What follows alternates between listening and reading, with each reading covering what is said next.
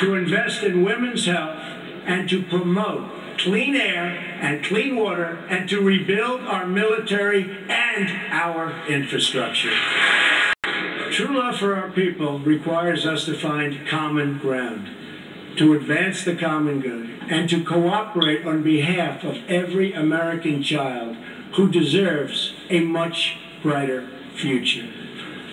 An incredible young woman is with us this evening who should serve as an inspiration to us all. Today is Rare Disease Day, and joining us in the gallery is a rare disease survivor, Megan Crowley. Megan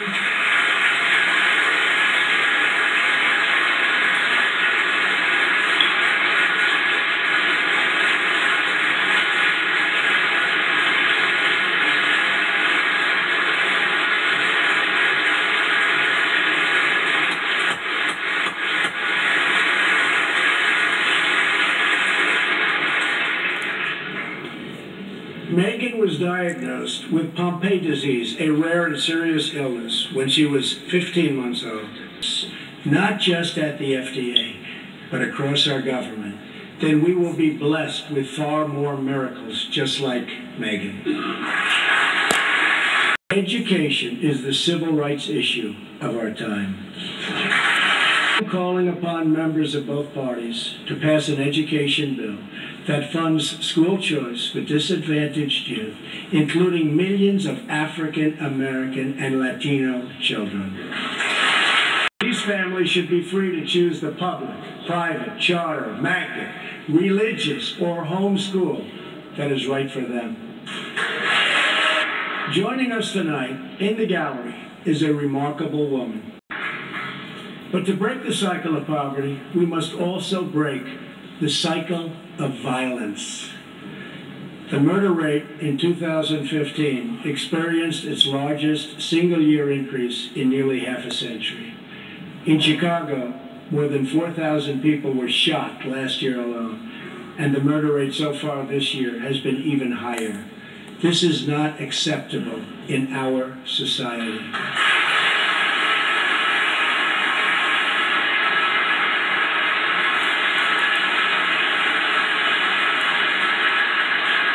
Every American child should be able to grow up in a safe community, to attend a great school, and to have access to a high-paying job.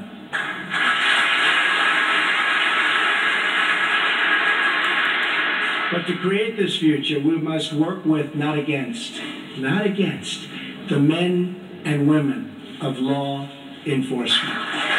We must build bridges of cooperation and trust, not drive the wedge of disunity and really it's what it is, division. It's pure, unadulterated division. We have to unify. Police and sheriffs are members of our community. They're friends and neighbors. They're mothers and fathers, sons and daughters, and they leave behind loved ones every day who worry about whether or not they'll come home safe and sound. We must support the incredible men and women of law enforcement.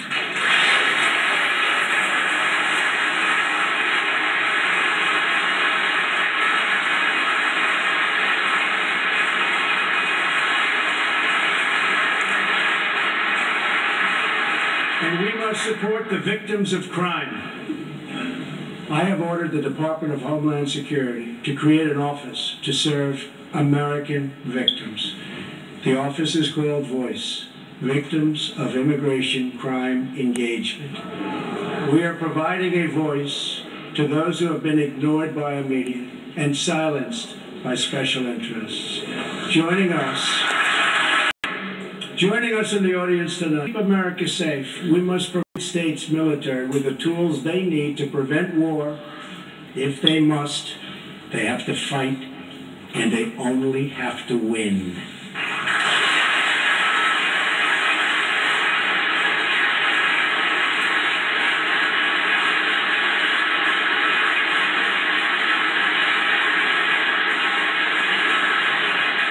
I am sending Congress a budget that rebuilds the military, eliminates the defense sequester,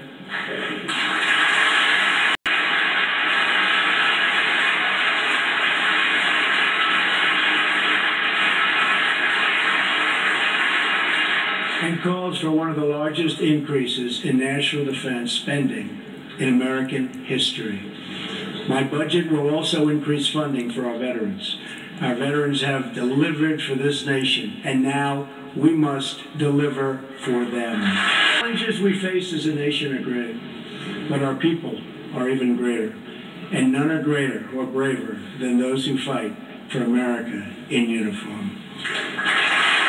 We are blessed to be joined tonight by reconfirm that, and I quote, Ryan was a part of a high, and Ryan is looking down, because the Bible teaches us there is no greater act of love than to lay down one's life for one's friends. Ryan laid down his life for his friends, for his country, and for our freedom, and we will never forget Ryan. To those allies who wonder what kind of a friend America will be, look no further than the heroes who wear our uniform. Our foreign policy calls for direct, robust, and meaningful engagement with the world. It is American leadership based on vital security interests that we share with our allies all across the globe. We strongly support NATO, an alliance forged through the bonds of 2 world wars that dethroned fascism, Cold War, and defeated communism.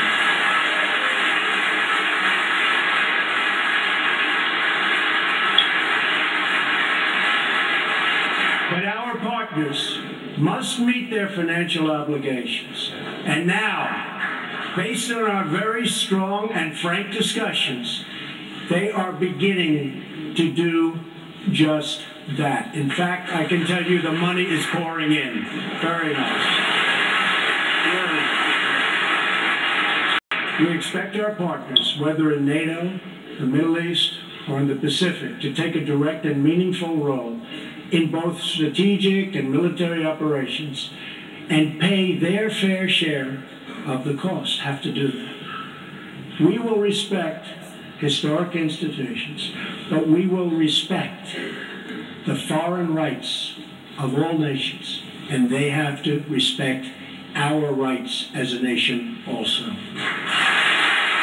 Free nations are the best vehicle for expressing the will of the people, and America respects the right of all nations to chart their own path. My job is not to represent the world. My job is to represent the United States of America.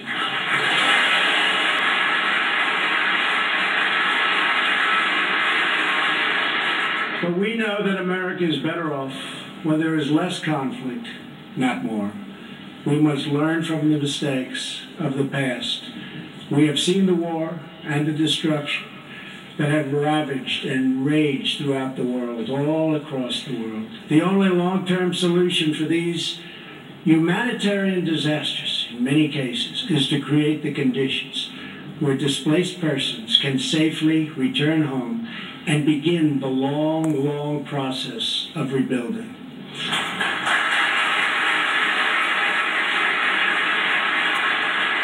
America is willing to find new friends and to forge new partnerships where shared interests align. We want harmony and stability, not war and conflict. We want peace wherever peace can be found. America is friends today with former enemies. Some of our closest allies decades ago fought on the opposite side of these terrible, terrible wars. This history should give us all faith in the possibilities for a better world. Hopefully, the 250th year for America will see a world that is more peaceful, more just, and more free. On our 100th anniversary in 1876, citizens from across our nation came to Philadelphia to celebrate America's centennial. At that celebration, the country's builders and artists and inventors showed off their wonderful creations. Alexander Graham Bell displayed his telephone for the first time. Remington unveiled the first typewriter. An early attempt was made at electric light. Thomas Edison showed an automatic telegraph and an electric pen. imagine the wonders our country could know in America's 250th year. Marvels we can achieve if we simply set free the dreams of our people. Cures to the illnesses that have always plagued us are not too much to hope. American footprints on distant worlds are not too big a dream. Millions lifted from welfare to work is not too much to expect. And streets where mothers are safe from fear, schools where children learn in peace, and jobs where Americans prosper and grow are not too much to ask. All of this, we will have made America greater than ever before. For all Americans, this is our vision. This is our mission. But we can only get there together. We are one people with one destiny. We all bleed the same blood. We all salute the same great American flag. And we all are made by the same God.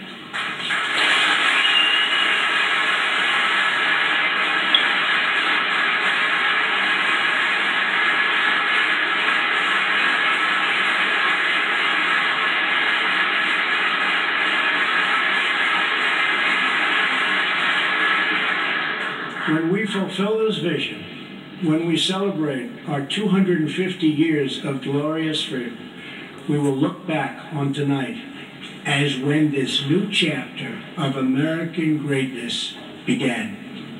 The time for small thinking is over. The time for trivial fights is behind us. We just need the courage to share the dreams that fill our hearts, the bravery to express the hopes that stir our souls, and the confidence to turn those hopes and those dreams into action. From now on, America will be empowered by our aspirations, not burdened by our fears, inspired by the future, not bound by failures of the past, and guided by a vision, not blinded by our doubts. I am asking all citizens to embrace this renewal of the American spirit. I am asking all members of Congress to join me in dreaming big and bold and daring things for our country. I am asking everyone watching tonight to seize this moment, believe in yourselves, believe in your future, and believe once more in America. Thank you, God bless you, and God bless the United States.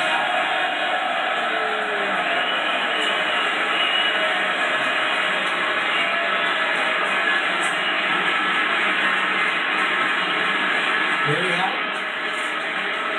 President